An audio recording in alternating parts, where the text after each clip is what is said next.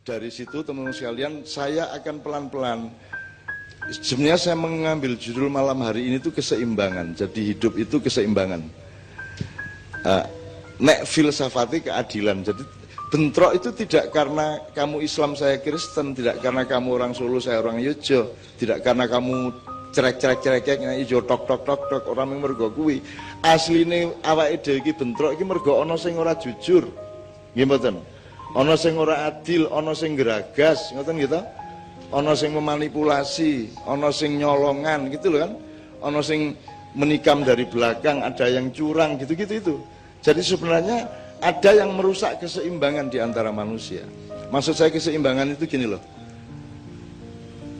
Misalnya kita ngomong sandang, pangan, papan. Sandang itu jangan dipikir cuma baju. Sandang itu kan lambang dari martabat hidup Anda. Kalau tidak percaya sederhana kok. Wis kono siji maju rene muda. Wis kowe sing ilang apamu? Pakaianmu apa martabat uripmu? Martabat. Jadi sandang dalam filosofi Jawa itu maksudnya adalah eksistensi dan martabat kehidupan. Makanya dodot ira kumitir bedah ing pinggir. Nek ana wong wedok kaya ana misalnya pramugari kaya kan omahe adoh tukang jahit. Dadi wis jangkep kaine nganti nisor ning kene ora kumanan benang, ora dijahit. Dadi nek mlaku iki pupune sang nganti dhuwur ketok kae. Nek ana angin njur Sidratil Muntahane ya samar-samar ketok kae. Gitu. Nah, kalau ketemu mereka, tolong Mbak saya punya mesin jahit di rumah, tak jahitin gitu ya.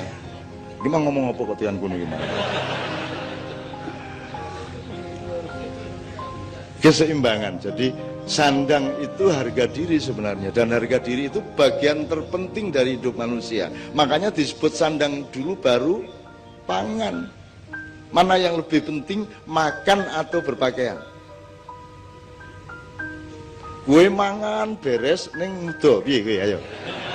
Piye, Edan to ya makanya ning nek ming ora mangan tapi kowe duwe martabat kan ming melarat ning ngono to. Ning nek kowe mangane beres ning ora berpakaian kan edan. Jadi makanya disebut sandang dulu baru pangan. Nah, pangan itu pun bukan orang yang kuliner. Selama ini kesadaran manusia kan kesadaran kuliner. Kita punya lidah dipakai untuk testing kuliner, untuk detektor kuliner. Apa don bidon? Yang harus kita kasih makan kan semuanya, ya toh? Hati kita, pikiran kita, ya toh? Jiwa kita, rasa seni kita. Bayang nek menungso ora dipakani rasa seni nih. Rasa seni itu kan di semua kitab suci kan semua sastra ya Pak ya. Sangat indah semuanya. Kitab apa saja indah semuanya. Dan manusia butuh keindahan. Sampai soal nyuguhi panganan wae kudu nganggo keindahan. Betul enggak? Nyuguhi panganan lho. Wis nyuguhi ngombe wis rasa mangan wis ngombe tok. Kowe duwe daya, kowe kan nganggo cangkir tutupe njur lepek, njur le nyuguhi nganggo nampan apa bagi kan gitu. Apa njur dayamu teko kok gaweke ceret saka pawon niki? Lah ya ora, itu namanya tidak mengerti keindahan kan itu kan. Jadi keindahan sangat penting. Mbak tadi kesini, Mas kesini kan kaosnya milih tadi. Milih kan. Itu pilihan apa? Pilihan ilmu, pilihan politik apa pilihan indah? Pilihan indah. Dan itu setiap hari. Setiap hari. Jadi keindahan tidak bisa kita elakkan. Jadi teman-teman sekalian, itu namanya pangan. Nah, papan itu baru nanti urusan pilkada. Papan, pilpres. Papan itu artinya setiap benda, setiap orang, setiap konteks harus menempati atau ditempatkan di tempat yang tepat. Itu namanya papan.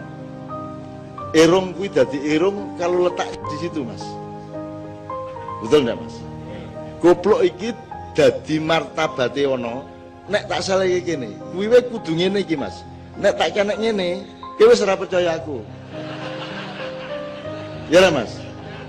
Wis piye wis, aku mau munggah kono terus ngene kita iringke apa tak kenek ngene, kan wis edan to kuwi. Jadi itu namanya papan, jelas ya. Jadi kelihatannya sandang pangan papan seolah-olah masalah fisik, enggak. Fisiknya, jasadnya, materinya paling pol 10%, yang 90% itu rohania. Papan rohaniamu namanya dalam Islam makom atau makomat, kan begitu. Semua ada tempatnya masing-masing. Ini cocoknya di mana, ini nek coro Jawa niki empan papan ya, empan papan ya. Atau bahasa modernnya proporsional. Itu kalau bahasa Arabnya apa, Pak? Usai'in fi mahallihi. Usai'in fi mahallihi. Wat usai'in fi Usai'in fi mahallihi. Usai'in fi mahallihi. Mahallihi. Mahal itu tempat ya, tempat, wadah. Ya. Wadah, oke. Oke, Pak Muzamil, saya langsung shortcut sedikit sebelum kita teruskan. Saya mohon nanti Bapak-bapak, tapi sebelum itu saya akan kasih lagu dulu dari Mbak Novia, Mas Imam dan lain-lain. Setelah itu kita ngobrol bareng. Saya tanya dulu, ini sampai jam berapa? Ya Pak, sampean ndonga Pak, ki ngeragas kabeh to Pak. Ana sing subuh barang kula. Sebenarnya saya tidak tanya sampai jam. Saya itu cuma mau ngecek sing duwe penggawean sing endi, sing nganggur sing endi. Nek sing jawab subuh mesti ra duwe penggawean to kuwi. Kan gitu. Aku jawab kok acara nganti subuh mesti penganggur ijazah iki kan gitu. Pak Muzamil, kemarin di Padang Bulan di Jombang, bulan kemarin kan kita menafsirkan beberapa ayat. Salah satunya adalah apa namanya gini. Pertanyaannya gini. Apakah kalau orang berbuat baik itu untuk diterima Tuhan dia harus beragama Islam dulu atau tidak? Kemarin jawabannya tidak. Karena ada dua ayat yang menyatakan tentang itu.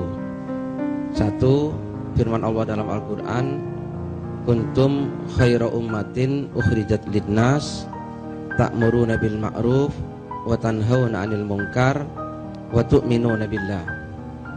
Jadi Allah berfirman, kuntum khaira ummatin, kamu itu sebaik-baik umat, ta'muruna bil ma'ruf, satu, kamu memerintahkan kebaikan, wa tanhauna 'anil munkar, dan mencegah yang buruk, keburukan, kemungkaran. Tu'minuna billahnya ditaruh belakangan oleh Allah, dan kamu beriman kepada Allah.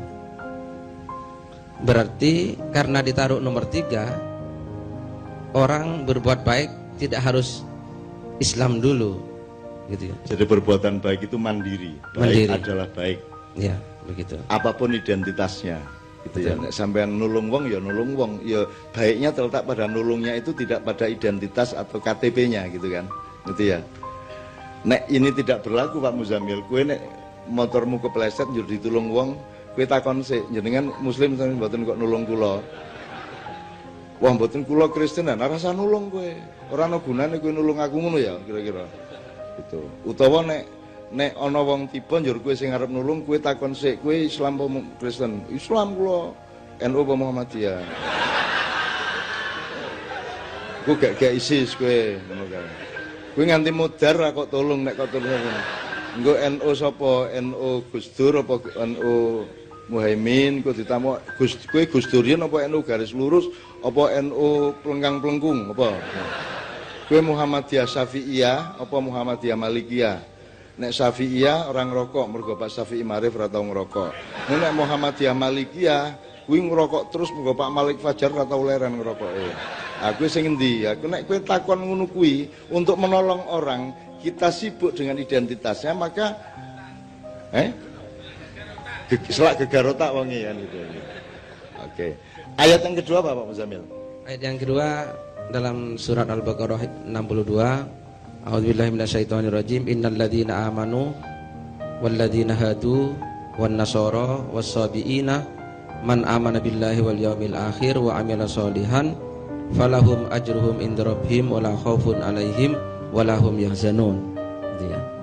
Innal ladzina amanu, sungguhnya orang-orang yang beriman, wal ladzina hadu, dan orang-orang yang menganut agama Yahudi, wan nasara, dan orang-orang Nasrani, was-sabiina, dan orang-orang sabiin. Orang sabiin itu yang tidak Islam, tidak Yahudi, dan tidak Nasrani, gitu ya. Jadi dalam tafsir disebut orang yang pokoknya percaya adanya Tuhan, gitu ya. Man amana billahi wal yaumil akhir, siapa yang beriman kepada Allah, baik Islam, Yahudi, Nasrani dan Sabi'in. Barang siapa yang beriman kepada Allah wa amila sholihan dan melakukan kebaikan, falahum ajruhum inda rabbihim, maka bagi mereka pahala mereka, wala khaufun alaihim walahum yahzanun, dan mereka tidak akan punya rasa takut dan punya rasa sedih dunia dan akhirat. Begitu. Jadi sangat jelas ya, teman beragama Kristen berbuat baik sama Allah, falahum ajruhum inda rabbihim, ya, sama Allah dikasih ajar. Ajar itu ya reward ya, apa, penghargaan atau pahala atau ganjaran dan seterusnya. Bahkan jelas ini ayatnya. Jelas. Jadi sampean berbuat baik aja. Makanya setiap agama outputnya kan akhlak. Outputnya akhlak. Sholatnya itu, ibadahnya itu alat, itu dapurnya kan gitu. Tapi warungnya itu akhlak yang baik tadi kan gitu. Kon dari kue aja sibuk ning dapur wae. Gitu. Dapurnya tetap kudu resik, kudu apik, kudu tertib, tapi yang dilihat orang kan duduk pawon nih. Yang dilihat orang adalah warungnya kan begitu. Nah, warungnya kudu ada panganan yang sehat dan enak. Jadi mudah-mudahan ini memperkuat deklarasi pada malam hari ini. Gitu kan. Soalnya kan nanti kan orang kok loh, kok orang Islam kok berdamai sama Kristen bagaimana? Nah, Rasulullah itu gimana kira-kira, Pak Muzamil? Nabi Muhammad itu punya pembantu masih anak-anak Yahudi, dan sampai akhir hayatnya Yahudi tidak dipaksa oleh Rasulullah untuk masuk Islam. Anak itu. Nek kepengen kaya Rasulullah golek pembantu Yahudi ya. Rasulullah kalau dia teladan toleransi atau tidak? Teladan toleransi, buktinya dia punya pembantu, dibiarkan tidak dipaksa, beliau tetap menjalankan Islam, pembantunya Yahudi, ya oleh Rasulullah dibiarkan saja. Sampai satu ketika, nah ini bukan karena dipaksa, anak ini sakit, pulang ke rumahnya dijenguk oleh Rasulullah SAW. Nah pada saat sakit itu Rasulullah datang, terus dia ingin masuk Islam atas kesadaran sendiri. Terus oleh Rasul dirembuk sama orang tuanya, gimana ini anakmu masuk Islam? Ternyata orang tuanya setuju. Orang tuanya bilang, ati Abul Qasim, taati, manutlah kamu kepada Abul Qasim. Nah, kesadaran sendiri, bukan karena dipaksa oleh Rasulullah. Jadi selama bertahun-tahun dia Yahudi dan tinggal serumah dengan Rasulullah. Ini kan mana ada toleransi seperti ini, gitu ya. Itu saya kira nggak ada seperti beliau. Kalau sekarang pakai konstitusi kekhalifahan Rasulullah, kenabian dan risalahnya Rasulullah. Rasulullah kan mengatakan innama bu'itsu liutammima makarimal akhlak. Jadi Rasulullah itu disuruh kerja keras itu untuk memperbaiki akhlak. Nah, supaya akhlaknya baik dikasih training ibadah, sholat rajin, puasa dan seterusnya gitu ya. Nah, puasa itu menurut saya ibadah yang sangat unik ya Pak Muzamil ya, karena kalau orang sholat bisa kelihatan, bisa direkam, kalau orang puasa bisa di video apa tidak? Yang bisa di video bukone kan itu. Tapi kalau orang puasa di video kan tidak bisa ya. Paling rahasia, ibadah paling rahasia. Anda tahu nggak bapak Anda puasa atau tidak tuh ngerti persis nggak? Atau anakmu poso pora ngerti, lah orang ngerti toh. Makanya puasa itu kalau saya mengibaratkan, kalau orang sholat itu katakanlah di halaman rumahnya Tuhan, gitu ya. Kalau orang naik haji itu boleh masuk rumah. Tapi kalau orang puasa itu Anda berada di kamar pribadinya Allah. Karena Allah mengatakan puasamu untukku, gitu ya Pak Muzamil ya. Ila sauma fa innahu li. Kullu amal ibni Adam lahu illa saum. Atau illa siyam gitu ya. Apa saja ibadahmu itu untukmu kecuali puasa. Jadi sebenarnya puasa itu sangat tinggi, sangat menggembirakan, sangat menawarkan berkah, sehingga kalau kita mau bikin hari raya seharusnya hari raya itu ya puasa itu.